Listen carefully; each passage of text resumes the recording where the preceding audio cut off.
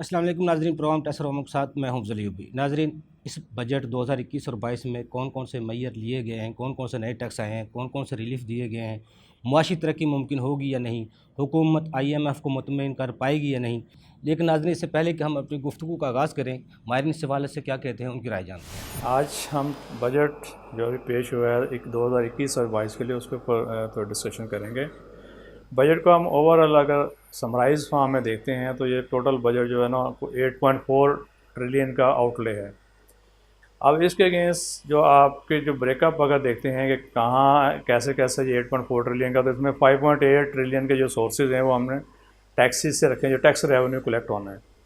अब इसके अगेंस्ट देखें टोटल 8.4 ट्रिलियन का जो बजट है, इसके अंदर 3 ट्रिलियन सिर्फ आपके डेट सर्विसेज यानी जो मार्कअप के माध्यम में वो पे करना पड़ेगा हमें, वो अमाउंट है आपके एक्सपेंडिचर के अंदर। और 1.3 ट्रिलियन जो है ना वो आपका डिफेंस के ऊपर है। अब उस ऑलमोस्ट से आप समझ लें कि 50% से ज़्यादा जो है ना वो बजट हमारा इन दो हेड्स में ही कंज्यूम हो जाता है। दैन आपके बाकी करंट एक्सपेंडिचर हैं, तो डेवलपमेंट बजट पीछे बचता ही नहीं है। उसके अलावा अगर ओवरऑल आप देखें तो अब टैक्सेस के अंदर हम देखते हैं तो जो 5.8 ट्रिलियन का हमने टैक्स रेवेन्यू रखा है, उसमें जो इनडायरेक्ट टैक्सेस का पोर्शन है वो ज़्यादा है, डायरेक्ट टैक्सेस का पोर्शन कम है। हालांकि असूली तौर पे डायरेक्ट टैक्सेस का जो बर्डन है या पोर्शन है वो ज़्यादा होना चाहिए और इनडायरेक्ट टैक्सेस कम होने चाहिए। अब इनडायरेक्ट टैक्सेस ज़्यादा होंगे तो अल्टीमेटली वो इफ़ेक्ट करेंगे आपकी इन्फ्लेशन को, जिससे आपकी इन्फ्लेशन बढ़ेगी, आपकी प्राइसेस बढ़ेंगी, क्योंकि इनडायरेक्ट टैक्स तो अल्टीमेट आपके एंड कंज्यूमर के ऊपर शिफ्ट हो जाना होता है। तो ये ओवरऑल इस तरह से इस बजट को जो है ना वो बनाया गया है। अब बजट बनाते वक्त बहुत सी चीज़ों को हम देखते हैं कि हम पहले अपने एक्सपेंडिचर को देखते हैं, फिर हम रेवेन्यू बनाते हैं। इसी वजह से हमारा जो बजट है वो हमेशा डेफिसिट में ही रहता है। असूली तौर पे हमें पहले अपने रेवेन्यू देखना चाहिए, रेवेन्यू के अगेंस्ट हमें अपने एक्सपेंडिचर को देखना चाहिए कि हमारे एक्सपेंडिचर क्या है और क्या होने चाहिए, और रेवेन्यू को कहाँ कहाँ से किया जा सकता है। दूसरी ये अनफॉर्चुनेट है हमारे इस मुल्क के अंदर कि हम आज तक अपने मुल्क की बैलेंस शीट ही नहीं बना सके, कि हम आज तक जितना भी लोन ले रहे हैं या डेट ले रहे हैं या वो उस कहाँ पे कंज्यूम हो रहा है, कहाँ यूज़ हो रहा है और उसकी बैलेंस शीट किधर है। कोई बैलेंस शीट नहीं है। सिंपल आप एक मंथ साल एक बजट आता है जिसमें एक्सपेंडिचर बनाए जाते हैं, उसके अगेंस्ट रेवेन्यू डाल दिया जाता है और बाकी डेफिसिट में डाल कर जो बाद में पूरा किया जाता है।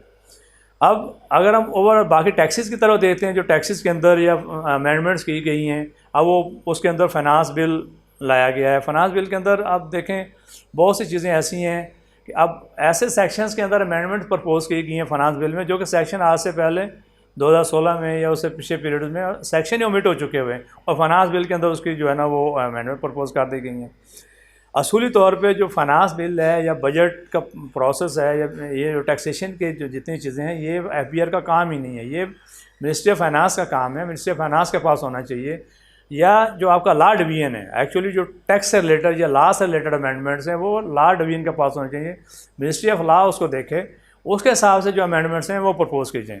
अगर हम ओवरऑल चंद जो प्रपोजल्स आई हैं या जो प्रपोज की गई हैं अमेंडमेंट्स बजट के अंदर, उसमें हम देखते हैं अगर इनकम टैक्स के अंदर देखते हैं, उसमें एक बहुत बड़ी चेंज है जो SME का कंसेप्ट उसके अंदर लाया गया है, जिसमें SME की टैक्सेशन को थोड़ा डिफरेंट किया गया है। उसमें एक अगर कोई जो बंदा है उसकी आपकी जो इनकम है वो 250 मिलियन तक होती है, तो SME के अंदर वो फॉल करेगा। उसके अंदर टैक्सेशन के दिए कि वो या तो फाइनल टैक्स में चला जाएगा या नॉर्मल टैक्सेशन है जिसमें 7.5% रेट है या 15% रेट है उसके टैक्सेबल इनकम का। और अगर फाइनल टैक्स में जाता है तो 0.5% और 0.25% दो रेट उसमें प्रपोज किए गए हैं कि वो टैक्स पे करेगा और उसका जो टैक्स ये है फाइनल टैक्स कंसिडर होगा, उसको फर्दर कोई टैक्स पे नहीं करना। और इसको अकॉर्डिंगली जो स्मॉल कंपनी की डेफिनेशन ऑलरेडी मौजूद थी उसमें से उसको भी अमेंड किया गया ताकि SME स्मॉल कंपनी की डेफिनेशन में नहीं आएगी। जो कंपनीज स्मॉल कंपनी में आती हैं उनकी टैक्सेशन थोड़ी इससे डिफरेंट है।